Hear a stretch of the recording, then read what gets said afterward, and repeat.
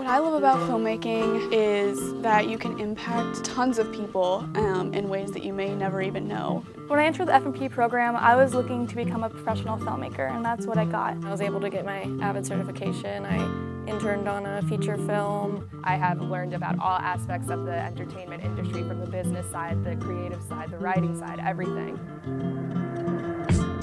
Capstone is a 2-semester senior project that you have to do. And you write and go through certain drafts of your script, so that in the second semester you shoot and you go through post-production for your film. So my film is about a young man who works a behind-the-scenes post at a job.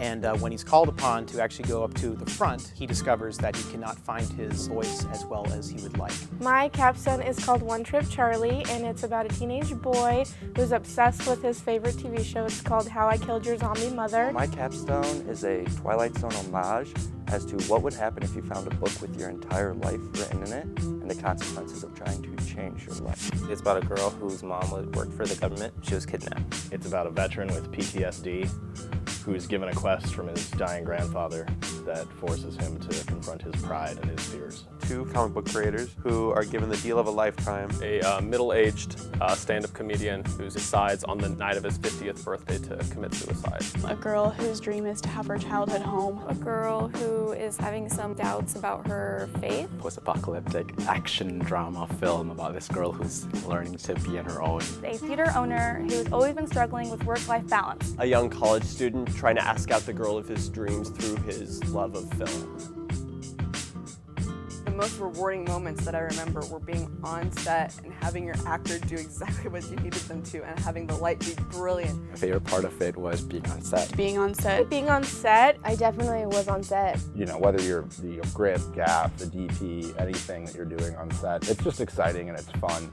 And it's great to be able to see, you know, your classmates who you have a very informal relationship with working in a professional setting. That's just kind of really cool to see people fall into their own elements that way. I think the best part about the capstone process is taking an entire year, going through pre-production, finding locations, paperwork, a lot of stuff that smaller films, earlier films don't ever go through. Getting to work really closely with my class, I owe so much of what my project has become to so many talented people. I loved making the movie. I had a really good crew that basically we all pulled together and shot the film in 2 days. I say one of the best parts was just like being able to work with all sorts of different types of people, you know, from the costume shop, set designers, all sorts of people. So I think that was my favorite part.